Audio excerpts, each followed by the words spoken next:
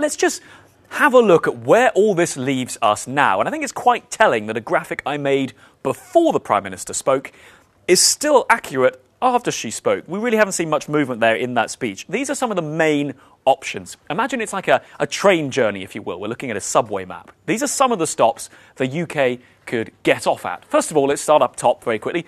Renegotiation. So that's both within Parliament, of course. Theresa May saying there that MPs should work together to find out what they want.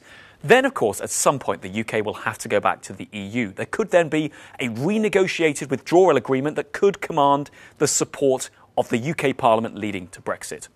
The EU, however, have said that was the best deal you're going to get. We'll see where that goes from there, of course. Alternatively, well, whatever, is say there's an agreement or Theresa May tries to get her agreement back again. We could see take two. That's an attempt to get something else through the UK Parliament. Be that a renegotiated deal or maybe some form of the deal Theresa May already has. We will see. Then, of course, here, another stop the UK could hop off at. Article 50 extension. That is to delay the exit date of March further along, allowing the process to work itself out. There's been a lot of opposition to that, but people, of course, are talking about all these options. It's an uncertain process. Let's just move down here. Well, imagining another deal doesn't get through, the Labour Party, the opposition, could try again to bring a no-confidence vote in the government, trying to trigger a general election, sweeping Theresa May from power. That is still their preferred point, although we'll see, of course, where over the next couple of days they go. Just down here as well, imagining, say, the government clings on. Could we have no deal? Could the legal default, that is what is currently in place, the UK leaving without a deal, take place in March?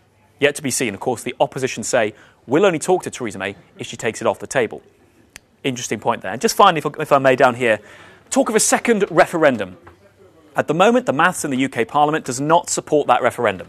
The opposition party still support, they want an election. They don't want a referendum at the moment. That's the official line. So seems unlikely at the moment. Of course, a lot of vocal voices. But either way, destination Brexit, if that's what we're going to call this map, it's looking a bit tangled like that right now, but what we've learned from Theresa May is she's engaging in these talks. She's then going to try and see what could get through Parliament, and at some point we know that will, of course, involve going back to the EU, seeing what can be discussed, and then trying to see if that can go through Parliament. It's confusing, and I don't think we're any clearer about the exact end destination